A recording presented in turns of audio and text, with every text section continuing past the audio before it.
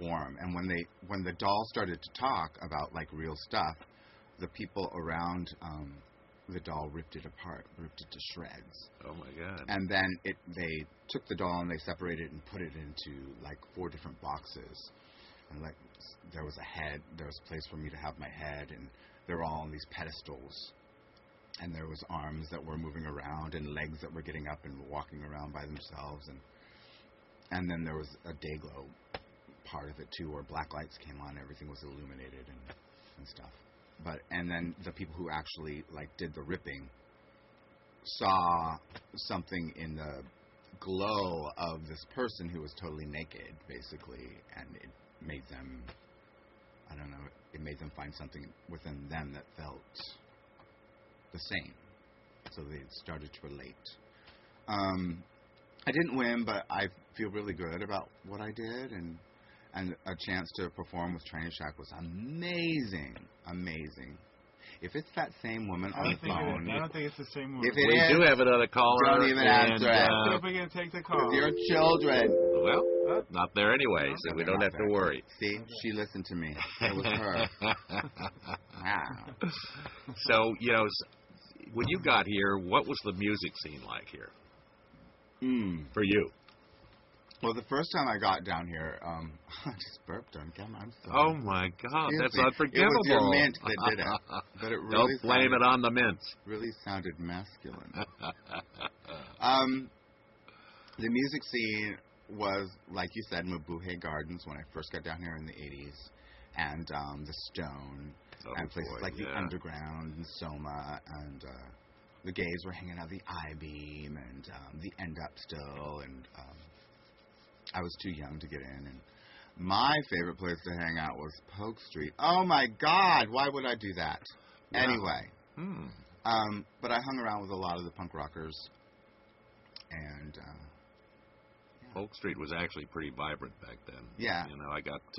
I did a lot of clubbing there, drinking. There was that street had 19 gay bars. They used to have a festival. Absolutely, that was where actually Pride started. What happened to this town? We moved. We shook it up a little, and we wound up in the Castro. Castro. Was going on too. Well, I mean, look who's in the Castro now. What's in the Castro?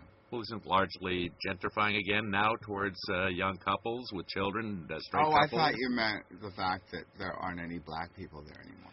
I don't remember a lot of black people being there in the first place, but I remember at the Pendulum. Oh, no, the club. That was you're absolutely right. my favorite place to go after Gay Pride was to go to the Pendulum, and all the time to go there because I felt safe there. Yeah. But now, I mean, you're allowed to be in the Castro if you're Asian and black, if you're wearing Abercrombie. Right? Excellent point. That's really true. Oh, my God. But Did I say that on camera? I didn't mean to. But don't you think that this, like most cities, is far more conservative at its core than what it likes to present to the world? Totally. I think it's totally segregated. It really is. I think we love to believe that.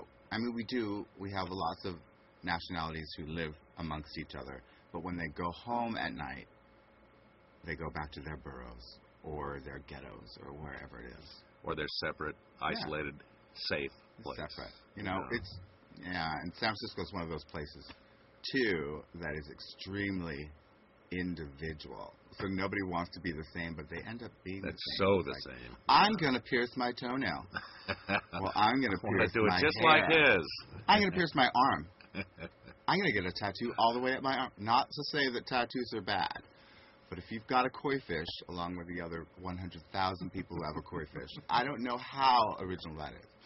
Just because you wanted to cover your arm. Well, why would the idea of tattooing be original now anyway? I mean, it was, sailors did it, 200 years ago, and it was considered taboo. I know, but, yeah.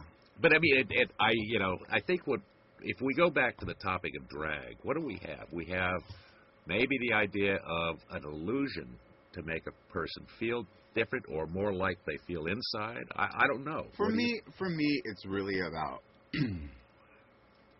I think it's more tribal for me. It's like I don't know how much different I am in drag than I am as out of drag, but what it does for me is it heightens some sort of like angst for me that lets me express myself a little bit deeper to be able to reach a little bit a wider range of an audience. Because, like, if I look like this, people are probably going to maybe listen to what the words are. They're going to get stuck on this, like, weird, image of this Dayglow monster in front of them. But if I, like, go along my diatribe, just as Peter, they're going to go, oh, that queen needs a drink. Or, oh, she just needs to get whatever, she needs to get laid.